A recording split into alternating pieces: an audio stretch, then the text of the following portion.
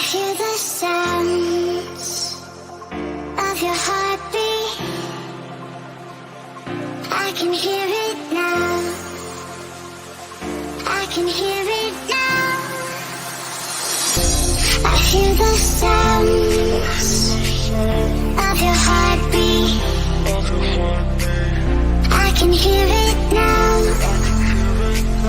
I can hear it now. I hear the sounds of your heartbeat. I can hear it now. I can hear it now. All right. So for today's podcast or streamcast or whatever the heck we're calling these things today, I've got, I don't even know what's going on here. I've got something. There we go. Sorry, I had to shut off a back feed. I was getting an echo. So for today's streamcast, live streaming something freaking thing or rather, I've got Kelly Lorencz coming on, and Kelly is going to be one of the speakers that we're going to see on the 15th out in Red Deer for the Veterans for Truth and Canadians for Freedom Fire and Ice Show with Theron Fleury. So I'm really looking forward to the event. I'm really looking forward to meeting everybody that comes out to the event and just kind of seeing where we can take the information and how far we can get it to go. So Kelly, what I'd like you to do is, because I'm not sure if a lot of people know who we are inside of my circles. We all try and reach out with the biggest voices we have, but may not get that far. So Kelly, can you give me a little bit of background information for the listeners and for the people that are joining the stream tonight? Are you there? All right. So there's never a time when these things go off without a hitch. So oh, there you are. So you're cutting in and out here, so I wasn't sure when to start up. Yeah, no, take her away, man. Go ahead. Just give yourself a quick intro.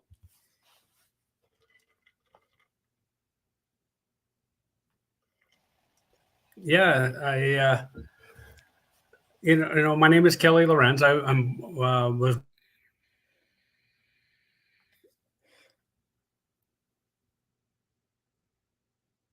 born and raised in Saskatchewan, almost 15 years with federal corrections. I'm ex-airborne regiment, as was identified on a number of places, a number of videos that I've done as well.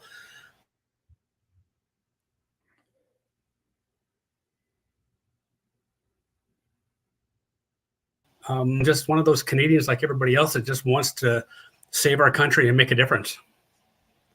That's good. You actually cut out there for a couple of seconds. So can I get you to just kind of rehash what you'd said there? I'm not sure about the internet out in, you're out in Red Deer, correct?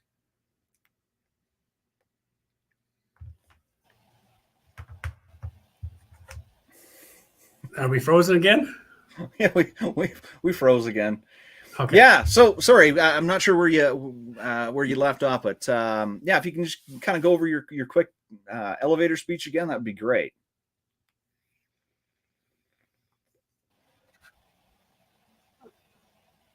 I'm sorry, you keep freezing. I didn't hear what you said. Yeah. Now I know I'm high speed. I don't know what the connection's like out in Red Deer. I've got a great signal here right now. So. Okay. Yeah. So sorry, you'd cut out again, and I don't think everybody got a chance to really hear who you are, and you're frozen again.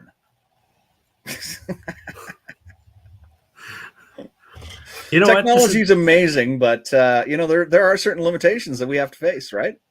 Well, it's interesting. The video that I did with Theo Fleury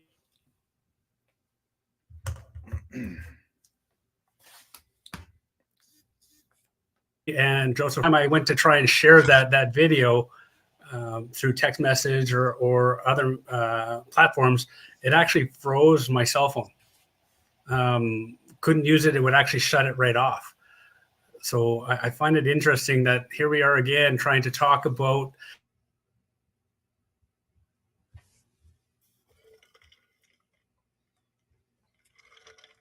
this event we're having these glitches. Yeah. And I've got a couple more conversations to have throughout this week. promoting other events that we're going to be seeing. So not just the veterans for truth, or Veterans for Freedom, but I've also got I've got another one booked for tomorrow, and then hopefully Jamie Soleil on Wednesday. And so far I haven't had too many glitches with the individual event promotions, but yeah, I mean, nothing's perfect, right?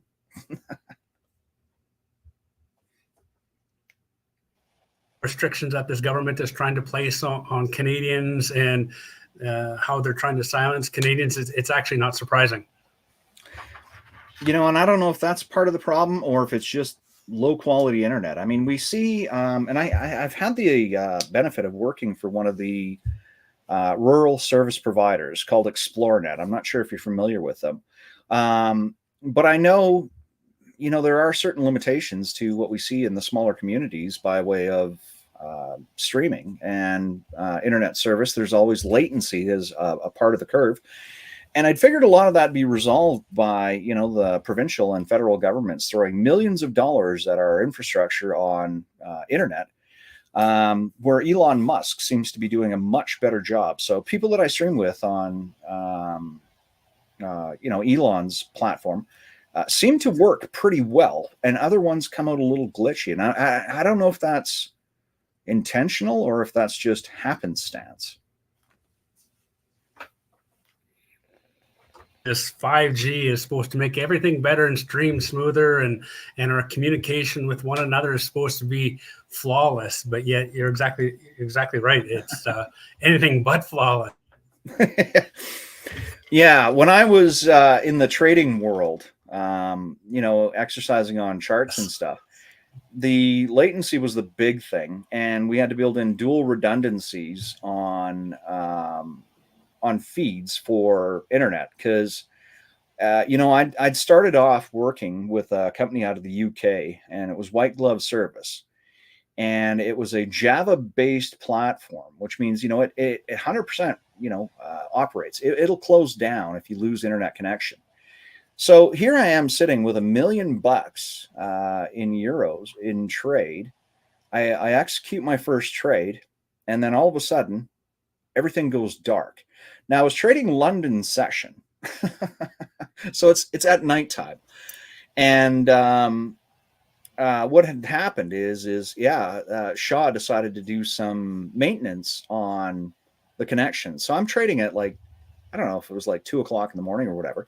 But what I literally had to do is I had to hop into my van and drive around the neighborhoods looking for somebody with an open router so I could close down my trades. It was that crazy. And this goes back about, 15 years ago. But it was not a lot of fun. And, still some of the same technological glitches that we're seeing are, a little bit more tolerable. I'm not in the trading world anymore. I'm not playing with $1 million of euros of somebody else's money. But no, in looking at, what we still have for, some issues inside of Canada, in third world countries, when I'd spent some time in Dominica, when I'd spent some time in Mexico, and this goes back, 10 years ago, they had better, more solid connections than what I seen in being both an installer technician for the wireless rural areas than, what we have now. It's crazy. It's interesting as I've traveled across the country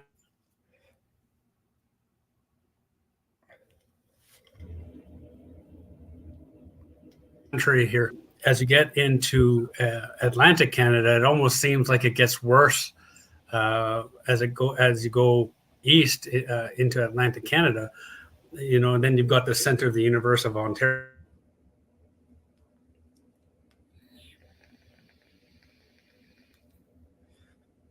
And these glitches. Of course, I'm kidding, but it's unfortunate. You would think in a time like now, we would have this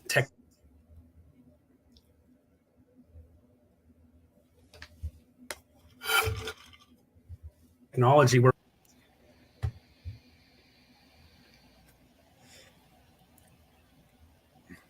Did I lose you? Yeah, you lost me for a couple seconds there. Okay.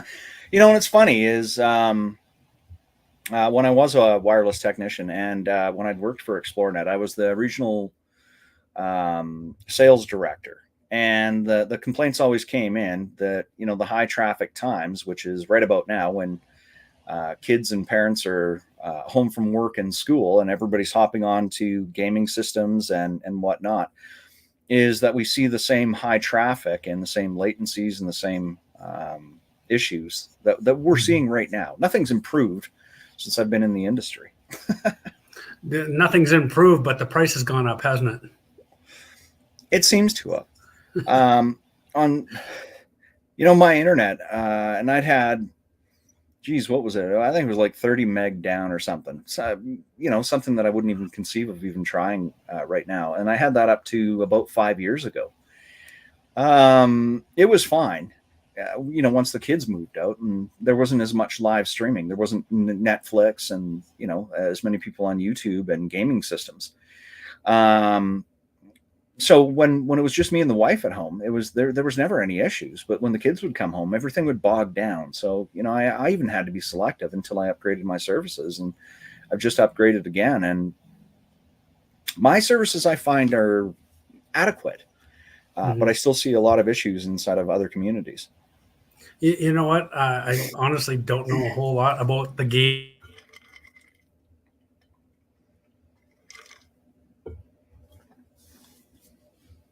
Gaming game sort of glitches while they're playing these games as we are right now, just having a conversation.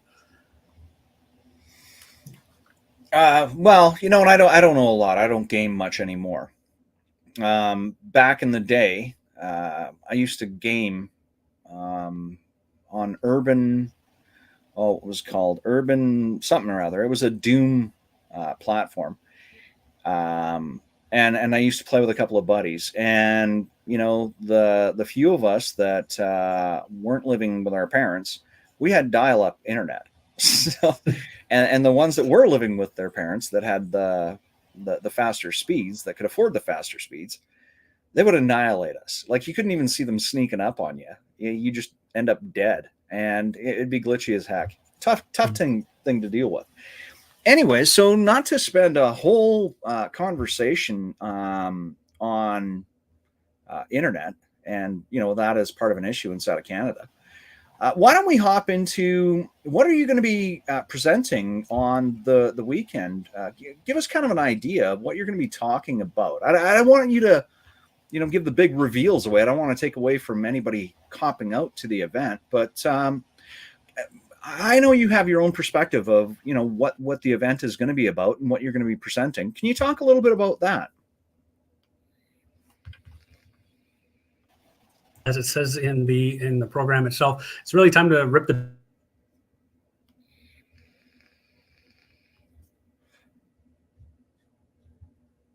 Band-Aid off. It's time to start to hear it in order to make some decisions that affect both family and community. And that's what I'm going to be focusing on. I'm going to be focusing on fear and how that fear can consume us and what we need to do to overcome that fear. Or can it be overcome? Big important topics, and family and community, I think, are the biggest things. I've had some opportunity to chat with a lot of Canadians, a lot of conservative-minded people, and even members of the provincial UCP. And one of the big things is they want to stay away from like some of the hot topics that have been steered away from. Like the vaccines, like the Alberta pension plan, like, you know, where the province is heading, energy and, you know, caps on consumption. And a lot of the MLAs seem to be still a little gun shy on presenting themselves through conservative values. They'd rather not talk about them than they would in being seen as what are they calling us? Alt-right or extreme right populists, or I mean, there's a number of different names that go out about us. But at the same time, we're a number of people that are looking to promote our messages, our ideas for the province, and to the people of the province, and look for the support inside of our community. So I think these conversations are that much more important that we're having them right now, now that there's no elections immediately looming, and until we can get ramped up into the futures, right?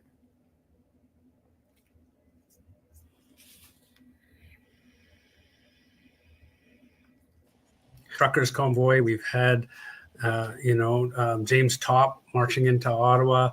We had the bikers going into Ottawa. All these things were to draw attention to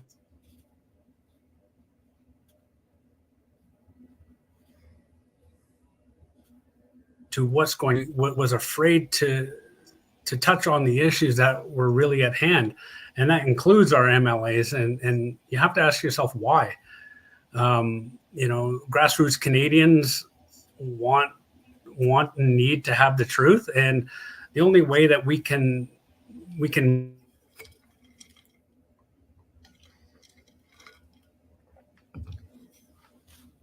move forward, even at all levels, right from municipal to provincial, right up to federal.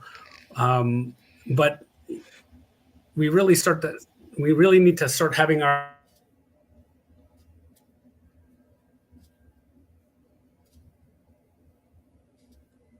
accountability. Winston Manning said a number of years ago in a book that he wrote that unless conservatives decide to get involved in one way, shape, or form, even in a small way, we're going to be governed by those who do decide to get involved.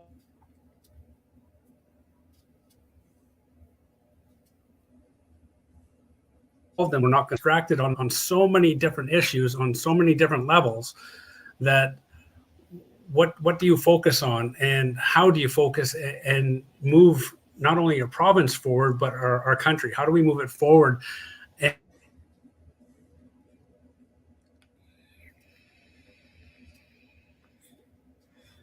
And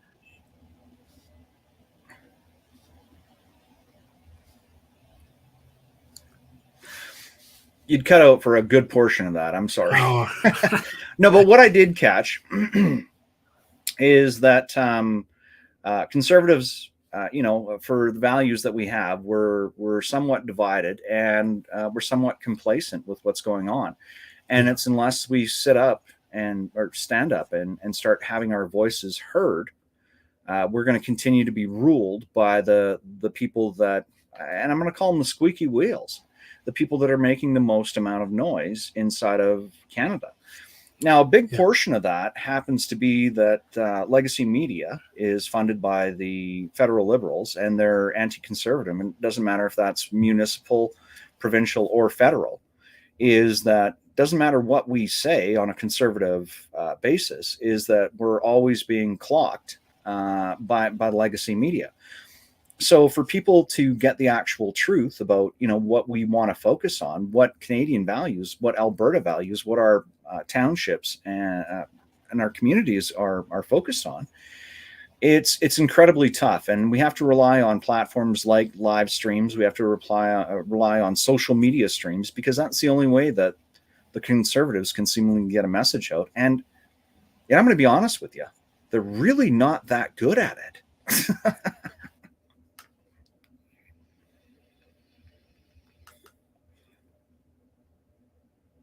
No, you know what? Message. And whether we want to acknowledge it or not, we're all saying the same thing. We're just saying things differently. And it all starts with getting involved, being involved in the community, having these difficult conversations, whether it's at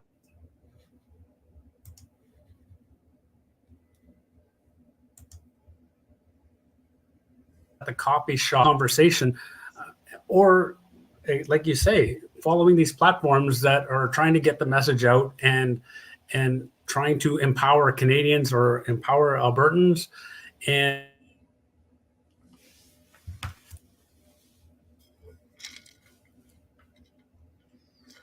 really passing this message on. Yeah.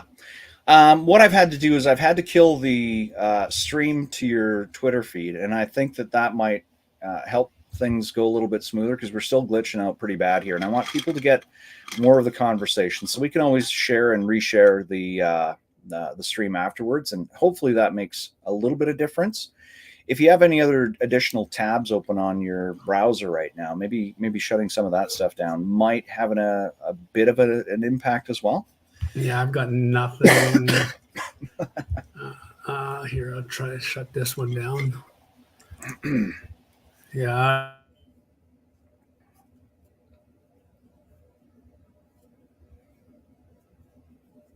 Other than that,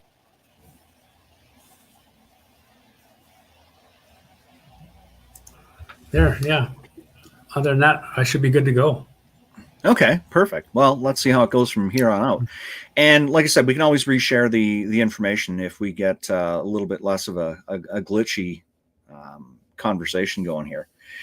Yeah, there are a lot of groups. They are saying the same things in different ways. And there's a lot of political speak that's out there that causes a lot of confusion. And one of the things that I keep bringing up is, the MP and the Liberal conversation around legalization and the dissemination of drugs, illicit narcotics. And, they call for legislation for making these things less toxic. They talk about the toxic supply. And their conversations around the toxic supply are for legalization and for taxpayer funded narcotics, the safe supply. And I was raised around a number of people that were addicted to various substances, and whether it's food or alcohol or drugs or whatnot.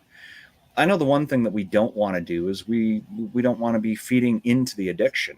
Yet that's the path forward that we're told to be taking. And it's to me, it's honestly offensive. The federal government, in all reality, is probably the worst drug dealer in the world. They're the only drug dealer that I know that's giving their product away for free. But in saying that, all they're doing is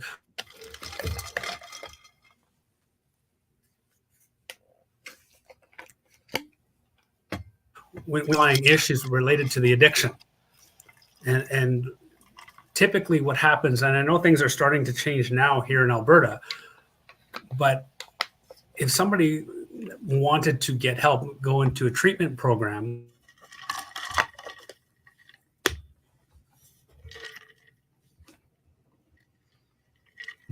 they 30 days until a bed would open up in a treatment center, and then they would be brought into the treatment center. Well, for an addict to stay off their drug for 30 days is an impossibility. It just can't happen, right? So there's a lack of treatment beds available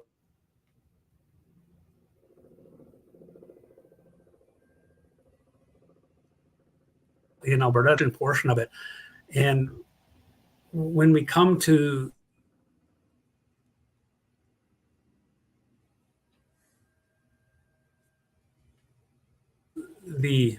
how these things are made and where the supply is coming from in order for that to happen. And I don't believe that our MPs or MLAs are listening to what I call the subject matter experts in these areas to address the underlying issue related to that.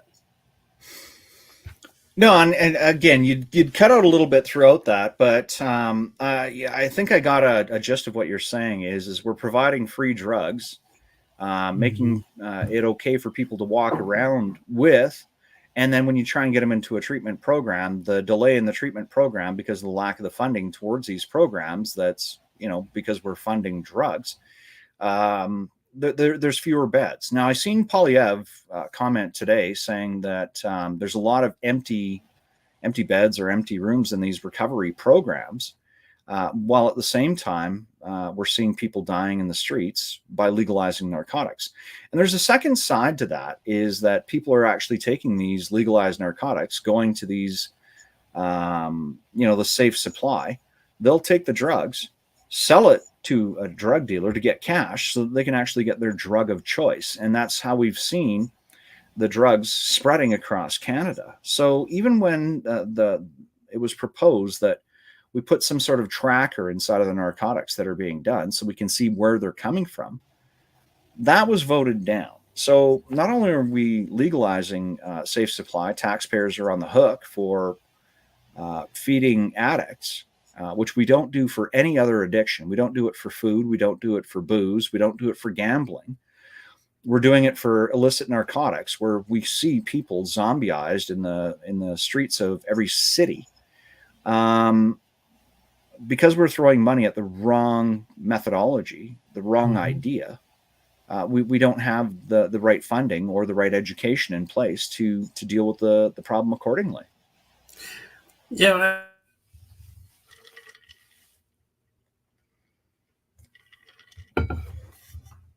I think the question is, or are we just allowing them to increase their consumption? And, we're promoting even deeper addiction into their drug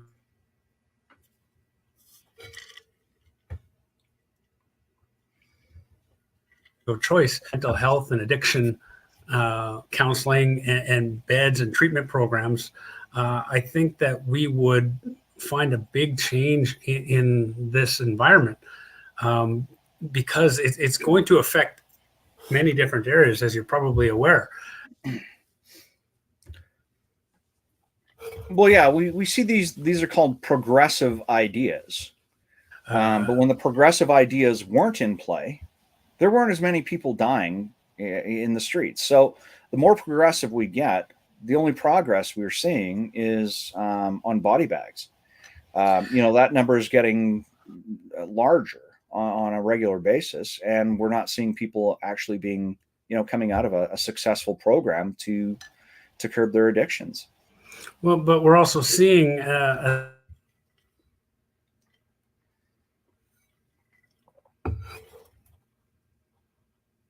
severe spike, so the two have to correlate. And is it reasonable for a government to provide what you call safe narcotics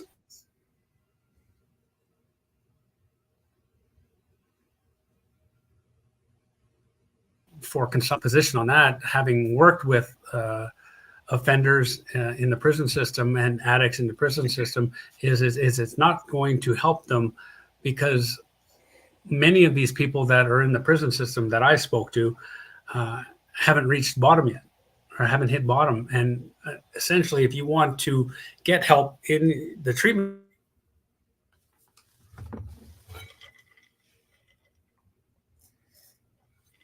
of your addiction, your family experience, unless you are willing to accept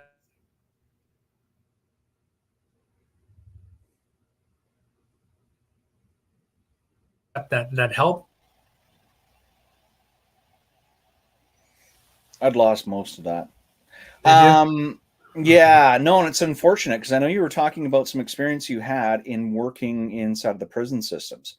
Now, there's one more thing that we can try. Can you see if you can shut down your camera? I mean, it's going to be blank screen for a lot of people, and we won't get to see your handsome face.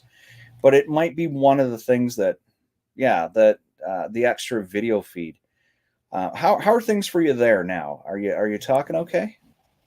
I think I can hear you fine. So hopefully you can hear me, and we can continue on with this conversation. No, that's good. Perfect. And yeah, everything came through clear there. So going through again, I just want you to recap on your experience inside of the prison system with addiction as well. Can you go over that part again? I'm sorry. Yeah, well, when I was working with addicts in the prison system, and I worked in the federal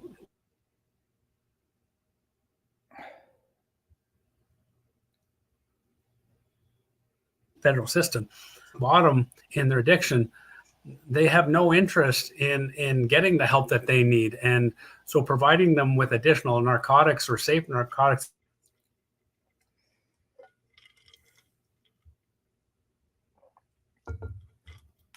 all it's doing is now they're starting to consume more and more.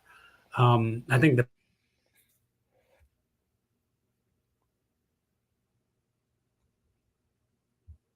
the biggest issue is creating havoc in society right now. And where is that coming from? And how is it made? Yeah, I lost again a great portion of your speech, but I think I kind of got the gist of it. And I go through similar things now.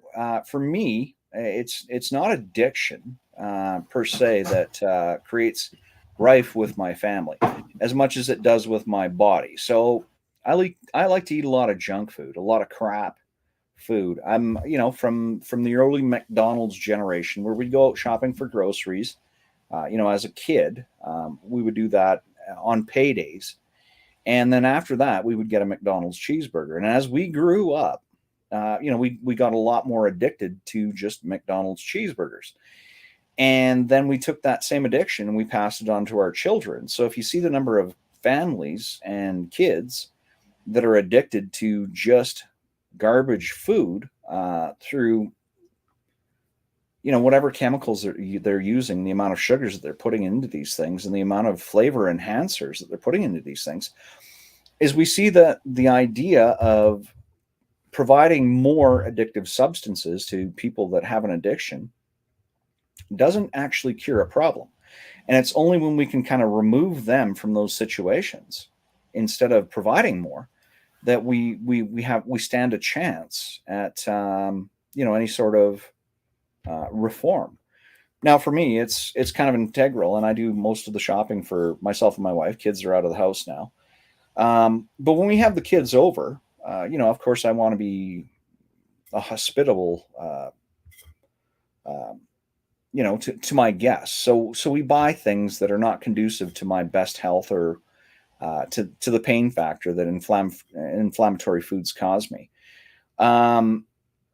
But then after the weekend's over, after the kids and the grandkids go home, then what it turns into is a food fest for me. It's like, yeah, this is easy. It's right here.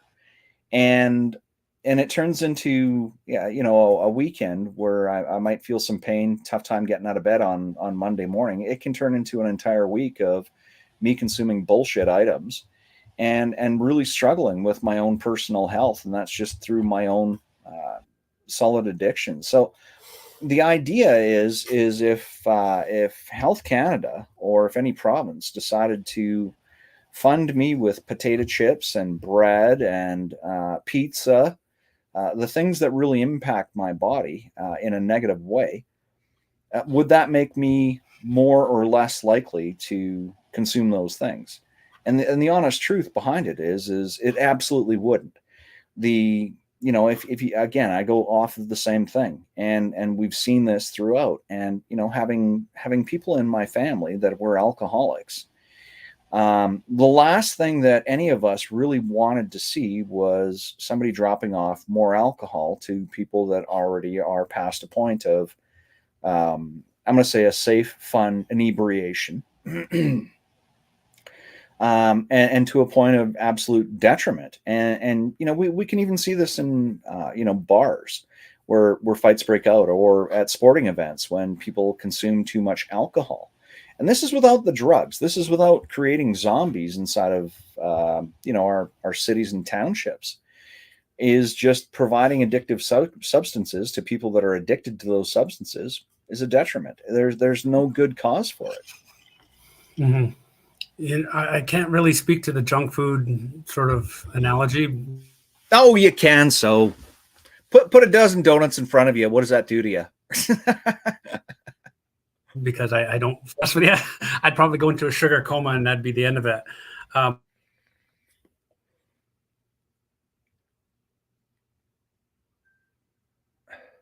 But I can speak to my immediate family in right now. My family is dealing with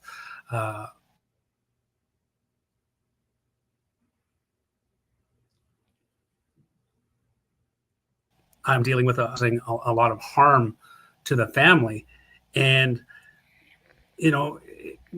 it's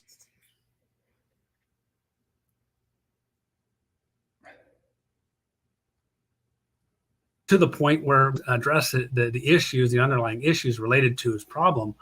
And as a family,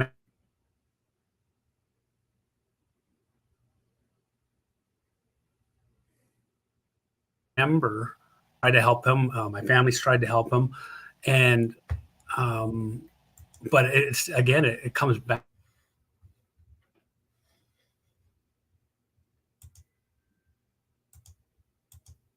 to the same thing, that no, I don't want the help. I've got this under control. When we all know the reality is you don't have that under control, and I think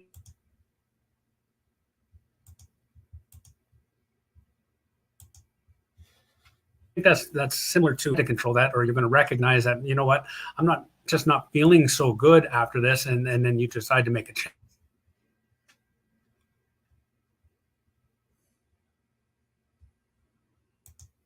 change, right back into that same cycle, right? So how you address that as a family, and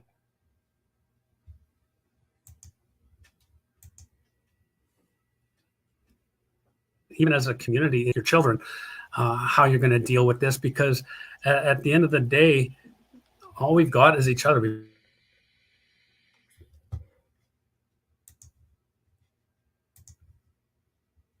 got family, and did I break up there? Yeah, several times over. I'm gonna try different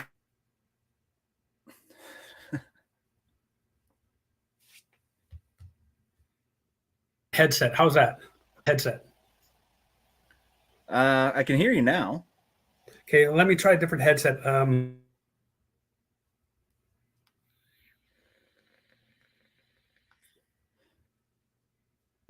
Maybe that.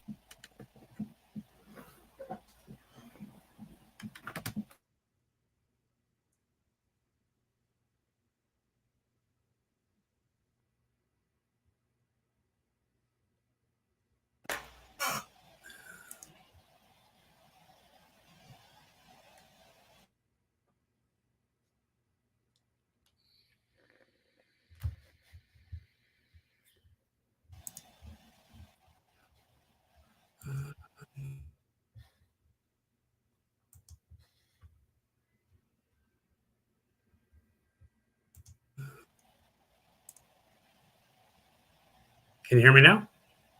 Yep, I got you now. There we go. Let's. And I lost you. Try that. Maybe that'll make a difference. I switched headphones. I've switched everything that I can. I just, for whatever reason, it seems to be breaking up.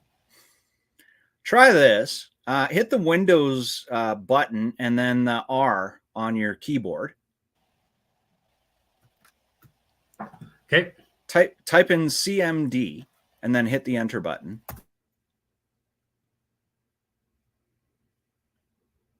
And now type ping space -T google.ca.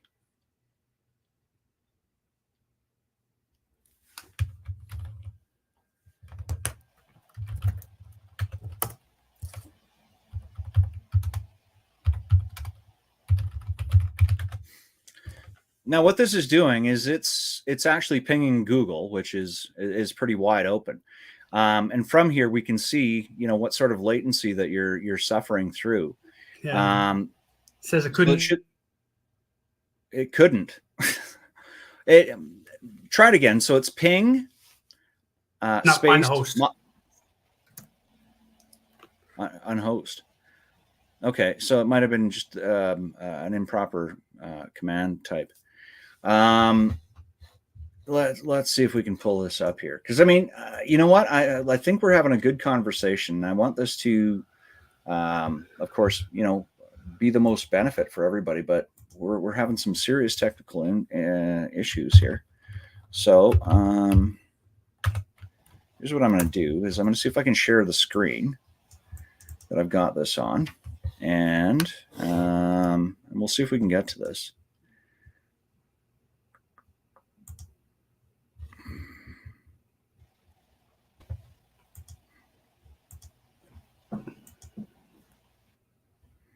Okay, so I don't know if you can see what I've got here.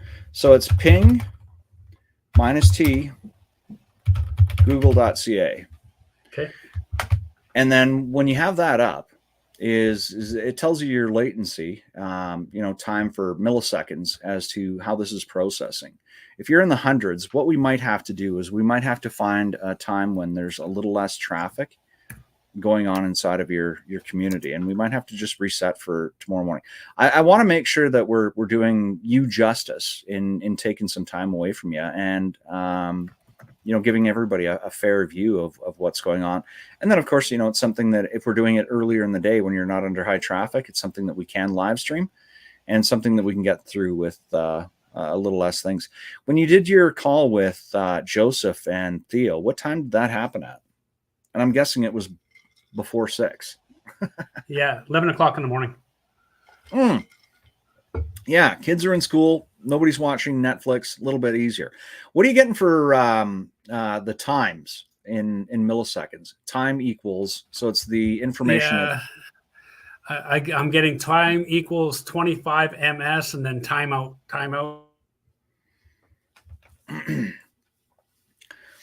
So what's actually happening is if you're getting the timeouts,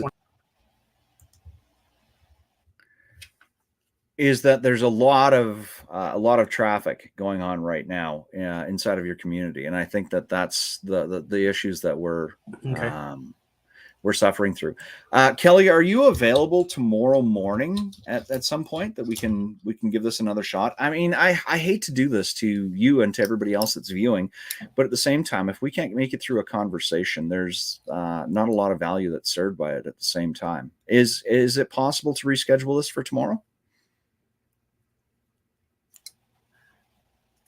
Yes.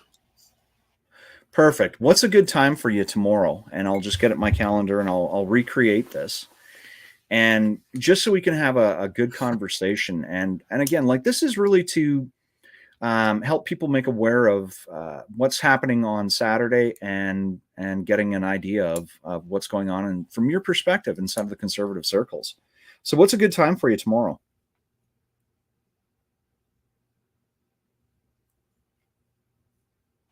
Yeah, my presentation, so I can make it work for you. So you tell me, and I'll make it happen. Well, we know 11 a.m. is a good time so far for your internet. Is 11 a.m. tomorrow morning good for you? Sure. Perfect. So we're going to reset. Hey, you know what? I want to thank everybody for their patience that's tuned into the call tonight. Unfortunately, we have some technical difficulties, and it's one of the things that we're going to have to deal with. And we'll get this going on tomorrow morning at 11 a.m. And it'll be inside of my Substack. It'll be inside of my YouTube channel, and it'll also be on my Twitter stream. So I hope you'll take some time to hop back into the conversation, and we'll get this done hopefully with a lot less issues.